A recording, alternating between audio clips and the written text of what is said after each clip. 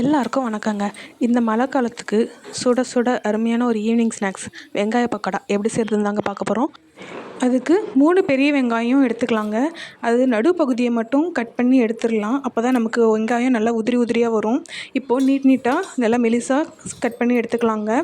அதில் ஒரு 2 பச்சை மிளகாயை சின்ன சின்னதாக கட் பண்ணி சேர்த்துக்கலாம். தோல் உரிக்காத ஒரு 10 பூண்டை தட்டி சேர்த்துக்கலாங்க. இப்போது அதில் ஒரு கொத்து கருவேப்பிலை, ஒரு அரை டீஸ்பூன் மஞ்சத்தூள், தேவையான அளவு உப்பு, கொஞ்சமாக பெருங்காயம், ஒரு 2 டேபிள் ஸ்பூன் மிளகாய்த்தூள், 1 கப் அளவுக்கு கடலை மாவு, அதுலேயே அரை கப் அளவுக்கு அரிசி மாவு சேர்த்து நல்லா தண்ணி படாமல் பிசைஞ்சு எடுத்துக்கலாங்க. தேவைப்பட்டுச்சுன்னா லைட்டாக தண்ணி மட்டும் தெளித்து சேர்த்து பிசைஞ்சிக்கோங்க. இப்போது எண்ணெய் பொரிக்கிறதுக்கு தேவையான அளவு போட்டு இப்போ பிசைஞ்சு வச்ச மாவை நல்லா உதிரி உதிரியாக அதில் சின்ன சின்னதாக வர்ற மாதிரி பார்த்து சேர்த்துக்கலாங்க. நல்லா 2 பக்கமும் வெந்து வர்ற மாதிரி நல்லா திருப்பி விட்டு நல்லா வேக விட்டுக்கலாம். பாருங்கள், இந்தளவுக்கு நல்லா வெந்து வந்துச்சுன்னா நல்லா கிறிஸ்பியாக இருக்குங்க. நீங்களும் ட்ரை பண்ணி பாருங்கள்.